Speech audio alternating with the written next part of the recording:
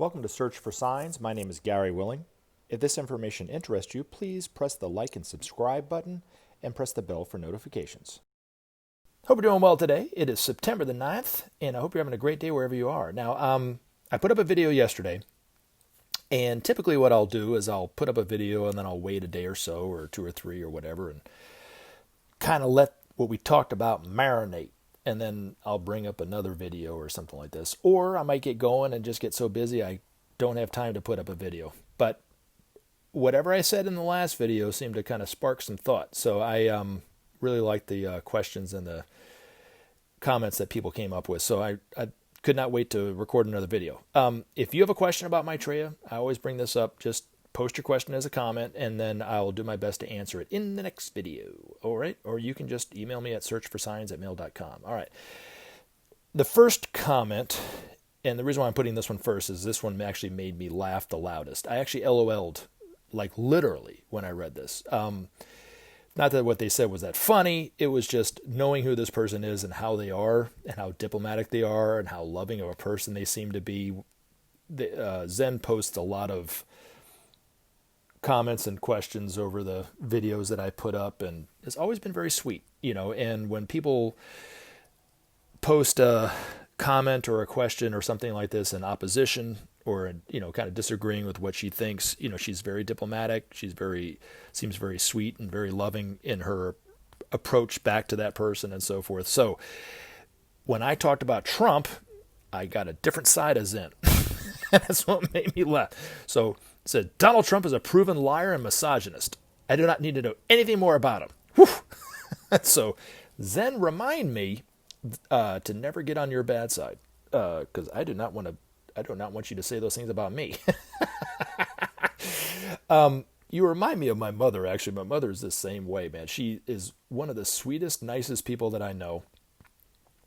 In fact, 20 some odd years ago or whatever it was, when George W. Bush and Dick Cheney were in office, I was the one that was going off on the phone all the time, and she was always trying to tell me to calm down. Well, now it's switched. Now she goes off on Trump, and I'm having to sit here and reel her back in and calm her down. It's going to be okay. It's going to be fine. He's not that bad, and I have no love for the guy, and I don't like seeing him on TV, and I have no love for his policies. But, I have to do everything I can to be the better person when talking to my mother. So I'm sorry I brought up Trump, Zen, and I'm sorry I had that kind of reaction from you. But it did make me laugh. I'm not going to lie. And the reason why I even talked about Trump is because it kind of brings me back to this next thing. It was a comment from David Rickett, and he talked about Trump, and he talked about, asking me my political view on some things. And then at the very end, he put in there, Creme is a fraud,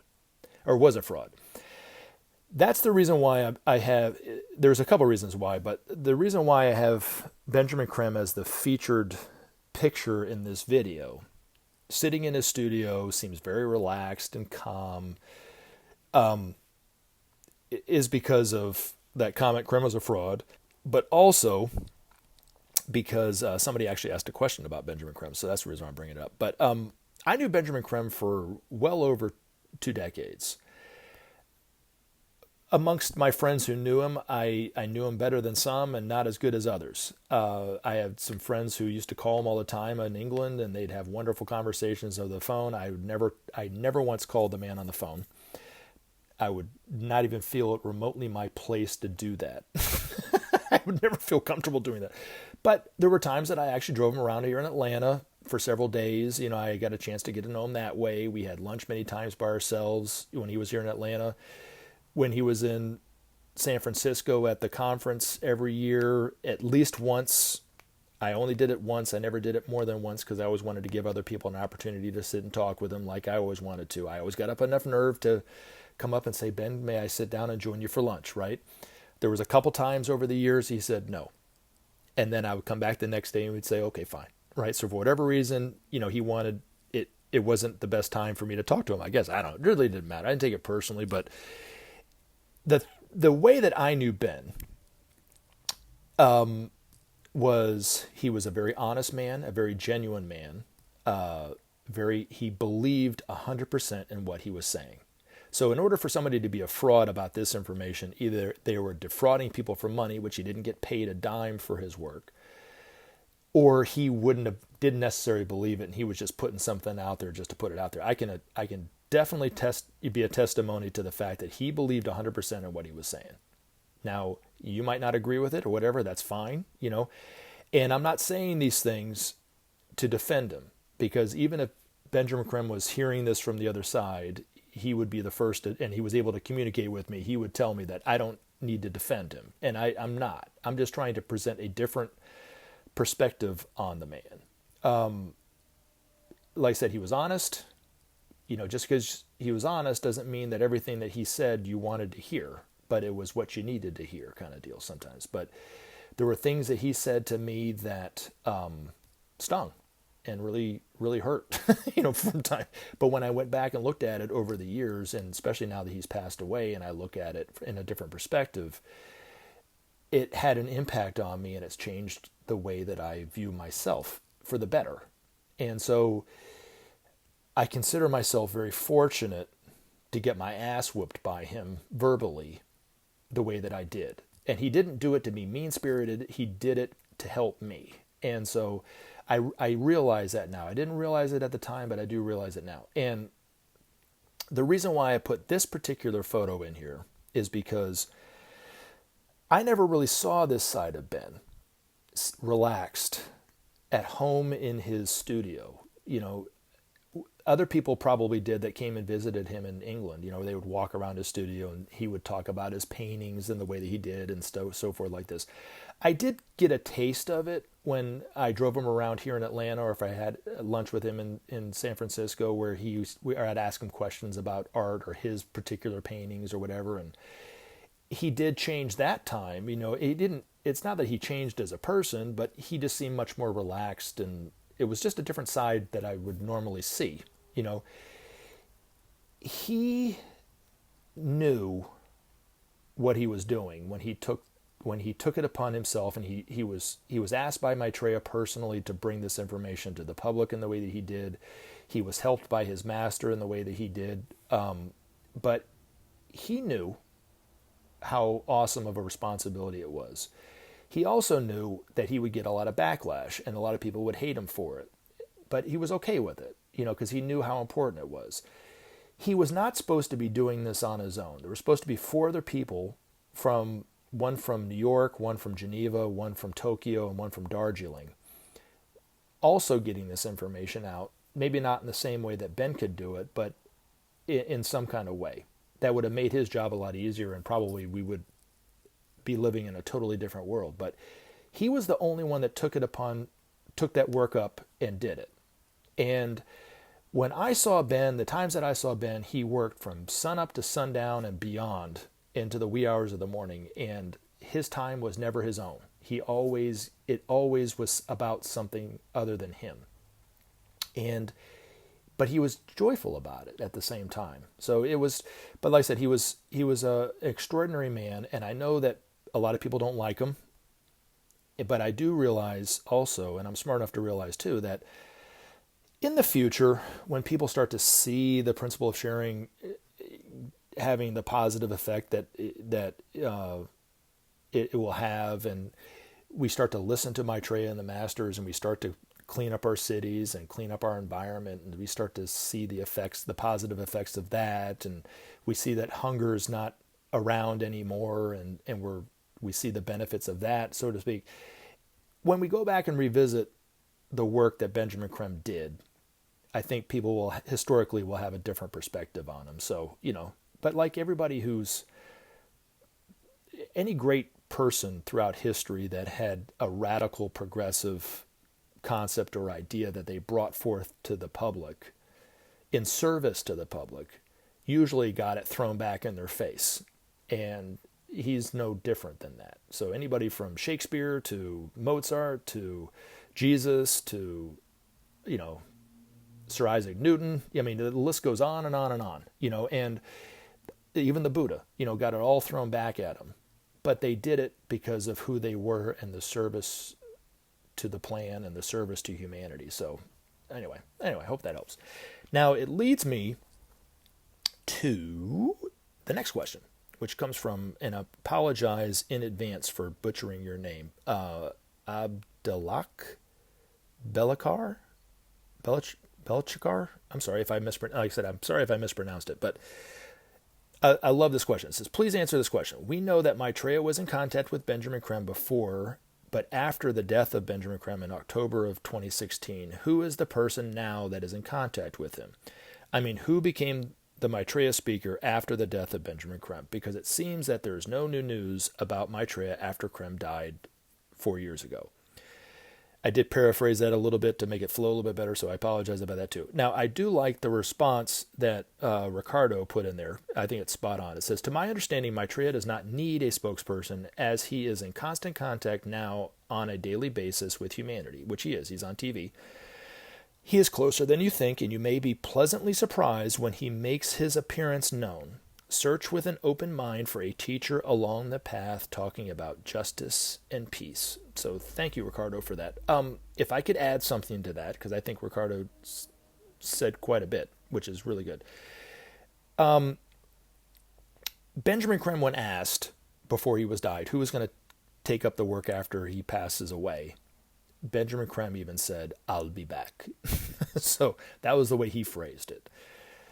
I do agree with Ricardo. I think that Maitreya himself, now that he's on TV speaking directly to humanity, will eventually be the one that takes up that role to some degree, where, the perspective of the masters on current events, on our problems, on the solutions to those problems that were coming through Ben, now will be given directly from Maitreya, and then eventually from the other masters in time. Now, yes, there is no new news coming out because Benjamin Creme had such an extraordinary relationship with his own master, which gave him a unique perspective on the time that nobody can really replace. I did have and I apologize for segueing into this, but I did have a dream experience, I think, a year or so ago. And I don't normally have dreams of this type of caliber. Most of them are just regular dreams, a dog eating a birthday cake or whatever that means, or I don't know. You know what I'm saying? I have weird dreams. But anyway, this one dream seemed very realistic to me, and it was about Ben, about the same thing. And I'm speaking for myself, but I'm also speaking for those of us who knew Ben as well as we did, and whatever level we did, that he's sorely missed for this very reason. He had a unique perspective on the time, when he talked about the current events of the time that you just don't get from anybody else. I mean, that's what you're talking about here. And in this dream, he and I are sitting on a picnic bench. He's on one side, I'm on the other. And it reminded me of the picnic benches at the Headlands where we used to have the conferences in San Francisco, the Marin Headlands. And I look at him and I say, and I have a hard time saying this without crying, but I said to him in the dream, I said, Ben, I miss you so much. And I didn't have that kind of sentimental relationship with a man when he was alive, but I have now after he's passed away, of course. But when I said that to him in his dream, and the reason why I'm wondering why I had this dream, because it was so Ben, the way he responded to me in this dream. And I can't even imitate it in my own mind, but it was just the way he said it. When I said to him I missed him so much, he looked at me and goes, Gary, don't worry. You just keep looking for me. I'll be back. And it made me feel a lot better, but it also made me miss him even more. So, but I say all this to say, yes, Ricardo's right. Yes, Maitreya is on TV speaking directly to humanity. Yes, we don't necessarily need to have or look to somebody for like Ben, in the caliber that Ben was. But speaking to you personally, whoever wrote this question, and then to anybody who's listening to this who believes this information on whatever level you believe,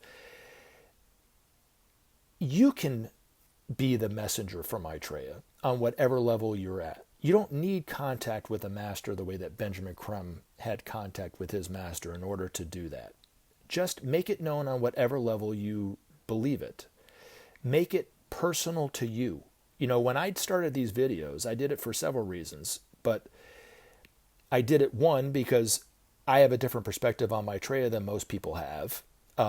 Most people view him very negatively, especially videos that people put up about Maitreya on YouTube.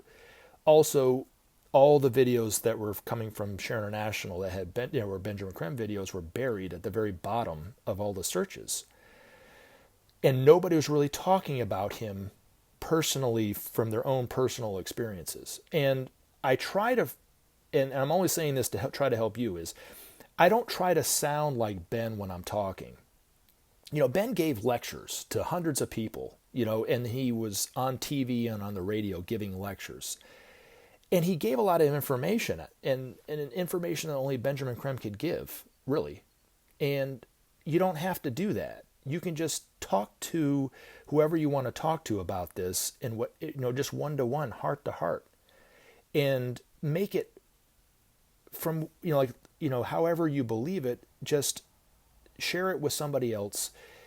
Let them consider it for themselves. You don't have to try to convince them of anything. Just share your side of what you think with them.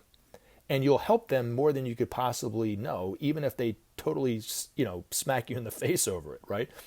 The other thing is, it'll make this information more real for you by sharing it with other people than just hearing about it from Ben or reading it in his books and not doing anything with it. And when I read Benjamin Creme's master's article, which is a very short article in this video, at the very end, he talks about the time is short. We need to let everybody know, how did he put it?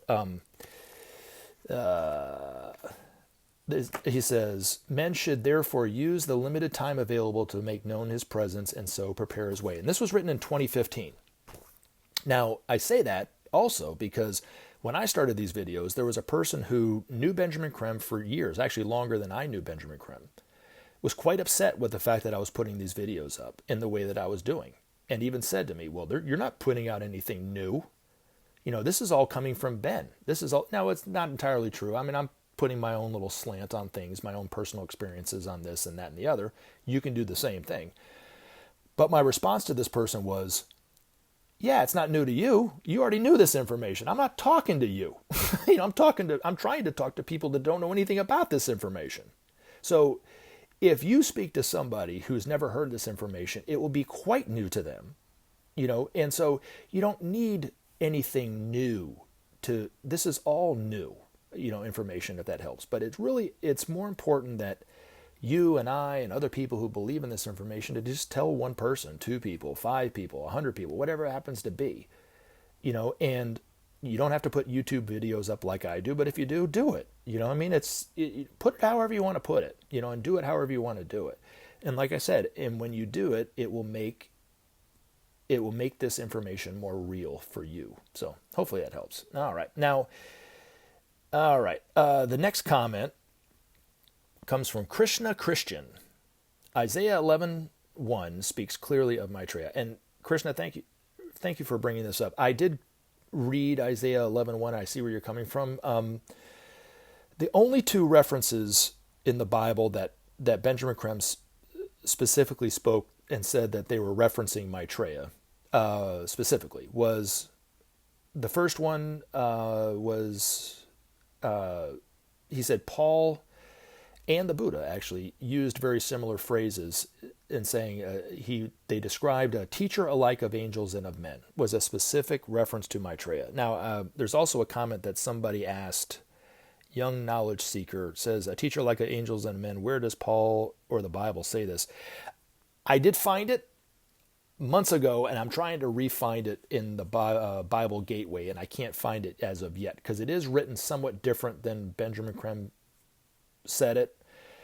But if you read it, and maybe in his Bible it was written that way or whatever, it doesn't really matter, but it's written somewhat similar to that, and where it says something about a teacher and angels and men or whatever. So I'm trying to find it, and when I do, young truth seeker or whatever your name is, young knowledge seeker, I'll talk about it So I'm looking. I know I didn't answer it in your last video, but I'm looking for it. But when I mentioned it, I did actually find it in the Bible Gateway, and for the life of me, I'm not organized enough, and my memory's not good enough to remember what verse it was exactly. Now, the other verse that benjamincreme said was a specific reference to Maitreya was when Jesus mentioned to his disciples to follow the man carrying the bucket of water into the house and thus prepare the feast, talking about the Last Supper or the Lord's Supper. He said that was a specific reference to Maitreya being the world teacher for the coming age of Aquarius. So now, I might have found something that benjamincreme didn't talk about. I don't know. I'm just saying, I'm throwing it out there. In Revelations, John says that he hears a voice behind him, and he turns around, and there appears to be how did he put it? It appears that this person appears like the Son of Man or something like this, having white hair, in a white robe with gold, a gold, slash, or, what do they call it? A sash, or something like that. His feet were clay and glowing like, in an oven. And the reason why I'm thinking that he might be referring to Maitreya is because he says that his tongue was like a sword, which is the sword of cleavage, and out of the mouth was the sound of rushing waters, which is another reference, I think, to the waters of Aquarius, or the energies of Aquarius, or the qualities of Aquarius. And then there's another reference that I'll talk about in another video that I think they could have been talking about Maitreya. But anyway, it was Thessalonians, but I can't remember the verse number. And when I get the verse number, I'll bring it up again. But anyway, I do know for according to Ben, the first two, the man carrying the bucket of water and a teacher alike of angels and of men, or something, whatever that phrase was a specific reference to Maitreya. So anyway, now he didn't say those were the only references. He just said those were two references. So that's why I'm thinking maybe Revelations might be talking about Maitreya. So, all right. Now, the last comment, which has a question at the end, comes from Robert Workman. And Robert, I haven't heard from you in a few weeks. So how have you been, man? I hope you're doing well over the past few weeks. It's good to hear from you again. All right, it says, it is my understanding that we will see a stock market crash before Maitreya steps forward. At the beginning of the pandemic, Trump brought the Fed bank into the Treasury Department. The Fed is bailing out Wall Street. Trump is bailing out Main Street. When the Fed dollar goes to zero, all debt goes to zero. Trump will issue our dollar. He will need to put 13 to 16 trillion new U.S. dollars into the system, the fastest, easiest way, 4 trillion for a universal basic income, direct payment to the people. We should know by 9/11 just how deep this quote-unquote correction, reset, or crash will be. Maybe the masters are working with Trump. All right. Thank you for this comment, Robert. I would agree with some of it. I think that the Fed is bailing out Wall Street. As far as Trump bailing out Main Street, I can't remember if I mentioned this in the last video or not, but there was a young man that came into my place of business wearing a shirt that said #socialism never. Now, I was working, and it would not have been my place to bring it up because I was working, but had I not been working, I would have had the courage enough to ask him, what do you mean by socialism never? Socialism for the rich? Because that's been going on for decades. Or socialism for the poor? What are you talking about? Now, most people, when they think about socialism, they never put two and two together when it comes to socialism for the rich. They don't even understand that concept. But yes, what you're talking about, the Fed bailing out Wall Street, is socialism for the rich, is exactly what it is.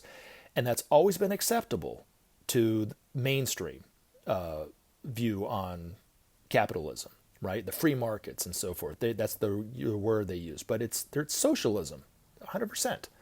But it's only socialism for the one percenters, for the billionaires and the multimillionaires, but not for the regular people. 12 years ago, when the stock market crashed, which allowed Maitreya to come out on TV, or which made it easier for him to come out on TV, which has already happened, okay, is a part of a larger crash that's been going on for 30 years. And we're starting to see the tail end of it, I think, now. Hopefully this will be the end of it. But anyway, that remains to be seen. But Wall Street has always been the top priority of the politicians because they're the ones giving them the most money. So they have no problem giving them money when they need to. And when they're in trouble, it's so fast and swift, without any regulation, without any oversight. They give them that money quickly. Just give it to them. When it comes to the people actually getting it, then it's an issue. Now, I listen to this doctor all the time. His name is Dr. Vong. And I listen to him because he talks about COVID, and I like his perspective on the coronavirus and different things. He's a funny guy, very humorous. His videos are a lot more engaging than mine are. But anyway, he interviewed, I think what was his name? I can't remember his name. But the person who was interviewing, David Weber maybe was his name, if I'm not mistaken. But anyway, I could be wrong. The TV show Scorpion is loosely based on this guy's life, but this guy is extremely smart. And what he does is he runs a think tank, basically, for hire. So he'll solve problems for companies, even for individuals at a price. You got a problem, I can solve it for you, kind of deal. And he was talking about the problems that are going to be coming up with this massive unemployment, but also compound it with the fact that there's a lot more automation going on, even in terms of automated drivers, where these cars are driving themselves. So Uber doesn't need even Uber drivers to drive anymore. They're they're driverless cars. And he was talking about all the industries that will be affected and all the unemployment that will be created from just Uber cars being automated. So, but he said, and he seemed like a real Debbie Downer at first, but then when he started talking about it, he goes, the way he sees it is the government could actually give a tax to the people, not the other way around. Right now we're all used to us giving tax to the government, right? But he said the government could actually give a tax to its people. And he even said that the $2 trillion that they gave Wall Street just a few months ago, or whatever, $3 trillion or whatever it was, it's not going to trickle down to the people. It never does. It always stays up at the top. Now, if they had given that $2 trillion to the people, they could have fed everyone in the country, could have gotten $600 for food every month for the next 2.5 years from that $2 trillion. But yet they don't do that, right? And he talked about that, and this is where I'm kind of bringing up what you're talking about here, is when it comes time for helping the people, it's always, well, let's wait and see. And even though the homeless and the jobless rates keep going up, and it's going to keep going up and keep going up, our politicians don't honestly care. They only care about themselves and getting reelected and making sure their donors are happy enough to give them more money to get reelected. So that's the reason why they're like that, I think. Now, you could disagree, and that's fine, but the essential problem is the fact that we do need a universal basic income, and I think in the future we will, whether it will be under Trump or not, I don't know. Hopefully, it'd be great, but we'll see, I guess is my thing. Now, are the masters working directly with Trump? I would venture a guess as to say no, and not because I don't have a lot of love for Trump, but it's only because I'm looking at the quality of the work that he's been doing. Now, I know people disagree with me on this, but how do I say this? I think we will be looking at, over the next few months, we will be seeing Maitreya speaking more directly to humanity, waking humanity up more and more, but also articulating what's on everybody's hearts and on everybody's minds, that we do need justice, we do need peace, we do need to work on the environment. And he will help to inspire us to get whoever's in office to change their ways and listen to the people. So, and eventually, there will be those great world leaders like Abraham Lincoln, the modern day Abraham Lincolns, the modern day FDRs or Churchills or whatever, that are already in government, especially in the United States, England, Russia, China, even probably, and some of the other countries around the world, that will eventually step forward and lend their voice to change. But immediately, I think it's going to be, Maitreya is going to be inspiring us to force our governments to take care of the people. And with the unemployment that's going on today, with the economic crash, and even with the coronavirus going on, it's going to kind of encourage people that we do need to change something. So when they hear him talk, they won't be as quite as, I don't need to listen to that. Now they're going to be like, man, I should listen to this guy because this is actually affecting me directly. So I think that's really where it's coming from. But hopefully that helps. Now, I do want to end this video by reading the very short but very powerful master's article, "The World is Ready."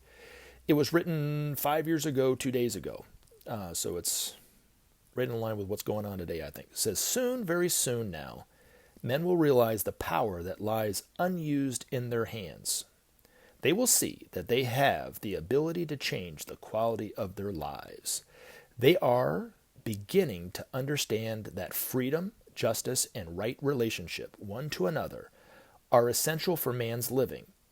Many are calling for the structures which will ensure the creation of this blessed state. This makes clear to Maitreya that the world is ready for the new dispensation. Men should therefore use the limited time available to make known his presence and so prepare his way." Remember to take action and help SOP save our planet. Thanks for listening, and we look forward to talking to you again in future videos.